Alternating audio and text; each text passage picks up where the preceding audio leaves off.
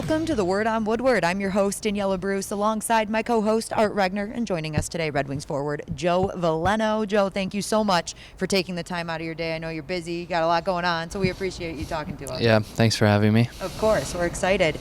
And we'll just get right into it. So we'll start with the fact that you started off the season in Grand Rapids, and I'm sure you were slightly disappointed that you didn't make the Red Wings roster right out of the gate, but you were up here pretty quickly, and you're having some success with the Red Wings this season. So just tell me what your mindset was when you were down in Grand Rapids and you're thinking, okay, I really want to get to the Red Wings, to Detroit.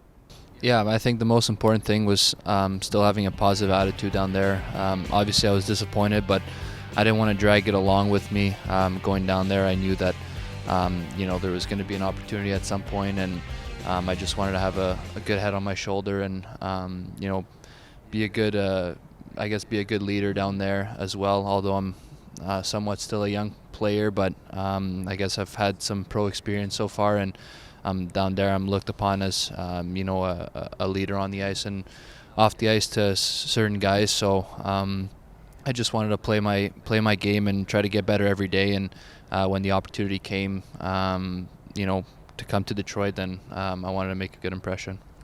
When you're sent down there, and I know you're disappointed, although you've performed well for the Griffins, and if you have to be in the AHL, it's a pretty good spot to play in. I understand that. They do a great job down there.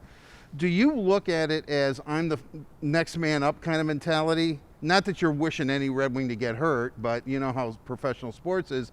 Do you look at it as like, hey, look, I just got to go down here. I'm going to play a lot. I'm going to play in every situation, and then boom, I could be up in Detroit before I know it.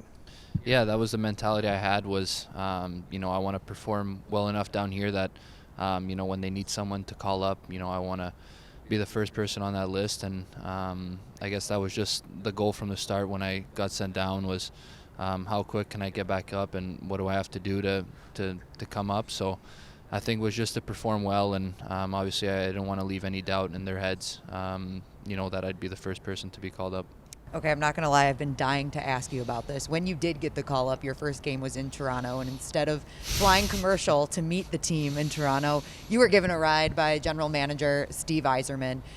Were you nervous? You had to be a little bit nervous to get in the car for 3.5 hours with Steve Yzerman, right? I was. It was, honestly, it was a really good car ride. We spoke a little bit, and he gave me my space. He knew that it was a game day, and he didn't want to really bother me too much, so he told me, like, if you want to go in the back seat and sleep or whatever, like, you can go right ahead. So I obviously did that. I mean, I had a pretty late night. He called me late after the game, and when they played Florida, and I was actually watching that game, and I was about to fall asleep, and then he called me on my phone, and I had to get my stuff from the rink, and at the time I was still at the hotel, so I packed all my stuff, brought it in the lobby, kind of left it there because I knew I was going to be on the road trip. And so I ended up falling asleep at like 1 a.m. and then had to get up at 7, drive to Detroit, get tested, and then drive to Toronto with Steve. So I think it was just the best situation. Like, I didn't want to do the whole commercial stuff and drive all the way to the airport and then have to leave my car there and go through all the custom stuff. So I just thought it'd be easier to cross the border with Steve. And it was I enjoyed it. Well, when you cross the border with Steve, they probably didn't even check. They were probably like, all right, go ahead, Mr. Yzerman. See you guys later. Take care. No, they asked us a couple questions. All right, Didn't take too long. What was on the radio? I was thinking about that. Did he just leave it in silence? Did you guys have music on? No, at the start we were listening to the Michigan State football game because that was going on. Who was Steve rooting for? I don't know. I don't think he was probably really. Roots for Michigan. Doesn't his daughter go there? I think he does root for Michigan. Now, because I did read. Now, I don't know if you even know this is in the notes. But it said that you're a University of Michigan fan. Are you? My first ever game was at University of Michigan, so I cheer for them. I don't. See, that's why that's why I like Joe so much. This is disappointing. During that conversation, though, is because I think people look at Steve as as an icon as he is here in Detroit. Yep. He was on a building for like 10 years. His image, seriously, but he's a really engaging, pretty funny.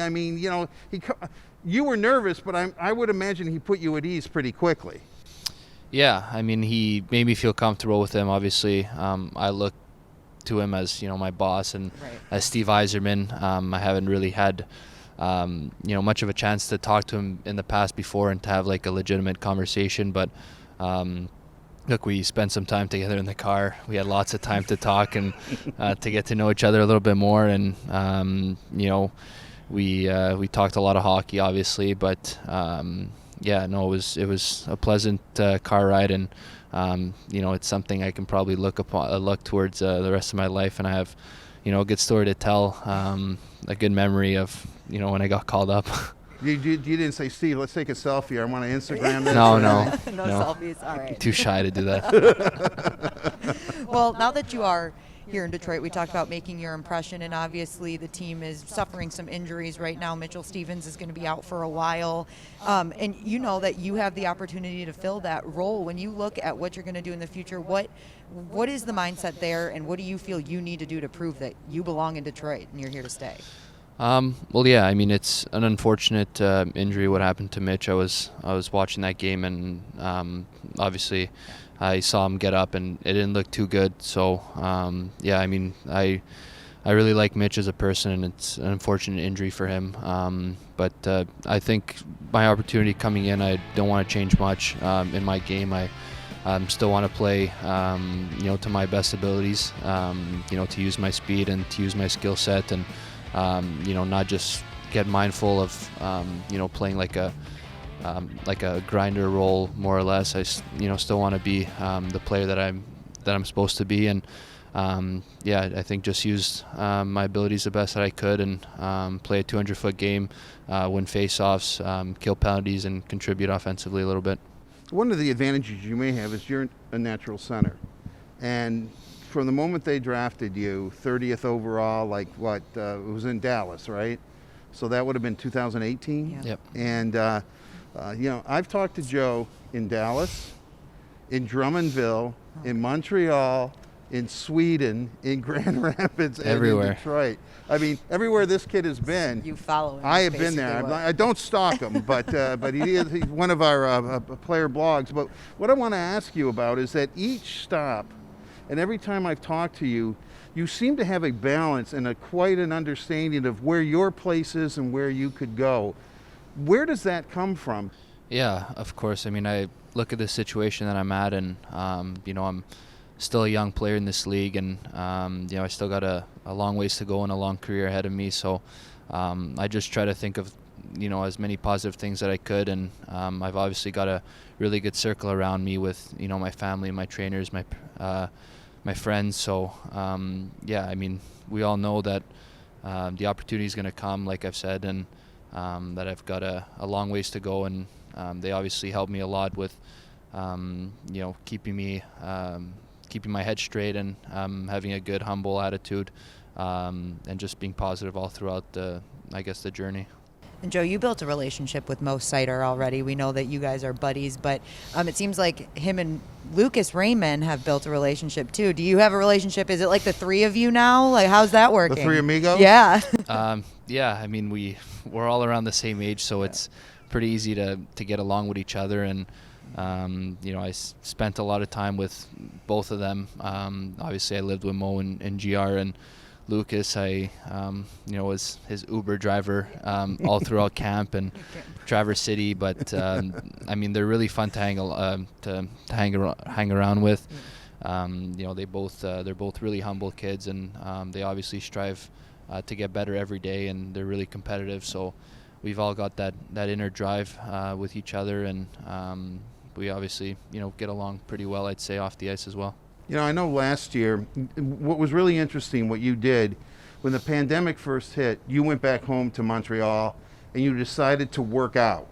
And you posted some Instagram stuff, and, I don't know, you're taking lead weights on your back and running up hills and doing all this kind of stuff, but you got bigger. And I know your brother is into training and all that. He's going to school for it. But you look, and, you grow up. See, At one time I got bigger in the shoulders, but then my gut just started to, that's something you're going to have to watch out for, Joe. I don't think Joe has to worry about a gut quite yet. No, Eventually never. it's going to happen. Trust me. It just, when it's like 50, you'll be looking, that Art Regner, man, that guy said it was going to happen. But my point being is that you chose to work on your body. Then a little bit later, you ended up playing professionally in Sweden. Can you talk about going to Malmo and how, did you know instantly when you're at Malmo that, hey, I'm pretty big and strong now? Or did you realize that, hey, this is going to pay off for me? Yeah, I mean, that was for me, like when the pandemic happened, I looked at it as a good opportunity to kind of, fill my body up and get stronger and use that time to, focus on my body. Of course, all throughout, I guess, my young career, I should say, I never really had much time to work out and kind of like rest my body and take care of it as much as I wanted to. Just the fact that we always went deep in the playoffs in juniors, and then I had, the Team Canada and the Combine and all those tournaments and events. So it was really the first opportunity I had to, to work out for a long time. And then when I went over to Sweden, I felt really comfortable on the ice. I just felt a lot stronger and bigger. And although the game's a little bit different, it's not as physical, but like you said, I knew it was going to pay off. And then the summer after, I, continued to work on my body, and I was already at an advantage. Was it in Sweden where becoming a two-way player, because they almost insist upon that part of the game, the defensive part, where, your game really rounded out, I guess? Yeah, I think so. I mean, although our team struggled that year, I think it was on the positive side. I really focused on my game defensively. Just the way that our team was and the way the league was run. I think it was more of a defensive, hard-working league. You don't see guys with crazy numbers in that league, but if you're a point-a-game player or you're pretty much the best player in the league or whatnot. But I just try to focus as much as my 200-foot game when I went over there, and they really helped me a lot. They had good connections and a relationship and with former Detroit players, and Cronwall came to watch me a lot, and it was easy for the management and whoever was watching to kind of watch those games just because nothing was really going on. So I had a lot of help, and I used it, I guess, in a good way to focus on my game. What has the message been from coaching staff, like Coach Blashill, and you even got to talk to Steve Yzerman for 3.5 hours. So what has the message been for you as a player? And you talked about what you think you need to do to stay in Detroit. What do they tell you? Well, yeah, I mean, I've spoken to them a little bit, but I think it's just coming to show up every night. I think it's an everyday league, and there's not many nights that you can take off, if not any nights really that you can take off. So I think it's just bringing it every single game and having the urgency and the competitiveness every single night. And I think that's what's going to make me stay here, and that's what's going to make me successful in this league. When you look at the situation that you're in, and this team is young and up and coming, and you certainly are part of that, do you now, I know you don't think that you've arrived, but do you feel that you're in a good place, that finally you are beginning to establish yourself in the NHL? I think so. I mean, I've showed, I think, a lot of good signs that I'm able to play in this league and, have an impact. And maybe it's, not now, but I'm really confident and positive that it'll be sometime soon. And obviously you can see the direction with this team's going and the organization, that we're, I guess, moving in the right direction with, all the young players coming up. And, you can see Lucas and Mo having a tremendous impact already. But, you look at the guys who have been here before that are, still young. It's just an exciting place to be right now. And it's a good organization. They obviously know what they're doing, and they take good care of their development and the players that they bring up. So I'm really fortunate and grateful, I guess, to be a part of it. All right, last question from me. I can't guarantee you how many he has. You know him well. He's probably got a list of like 30 more questions for you. I could talk to Joe all day. But just you talk about just this team is up and coming, and the city feels that, the fans feel that, the building has been awesome, and all season long, every home game. What has that been like for you? Because we went an entire season without fans. Yeah, it definitely feels unbelievable to have the fans back. I missed it so much. I know in Sweden there was no one at the games, and I got a little bit of a taste of it last year when I finished the season. In Detroit there was somewhat a little bit of fans, but it was nothing to where it is now. I've seen the games on TV, and I've been a part of one, and it's just electric in the building. Like it's really good to have the fans back in general, and there's no better feeling than to have the fans in the building, obviously. Having Detroit and Grand Rapids so close to each other, is that beneficial for you when you're in GR? Can you follow them closely? Again, I know you don't want anyone to get hurt. I understand that. But, I mean, you're really just like a 2-hour car ride away. So even though you're in Grand Rapids, you could keep up with the Red Wings, I guess, pretty well. Yeah, no, I still keep track. Obviously, like they're our affiliate team, and I was down there for a year and a little bit. So it's good to see. I mean, they're starting to win some games now, and I'm always gonna keep track. I've made some good connections down there, and obviously being close with some of the players, just to check up on how they're doing and see what's going on pretty much in GR, and so is Horkoff constantly in your ear or somebody like that? Do the development guys, you're one of the guys that I'm sure that they probably have kind of a short leash on. Yeah, they're obviously there pretty often. You got Dwayne, the skills coach, going down there quite a bit, and obviously Cleary and Cronwall when he flies down, and Hork is there. So their development staff is always there, and they're always trying to help us, whether it's through video or skating on the ice or coming on with us. And I've known them for quite some time now, just being in the organization.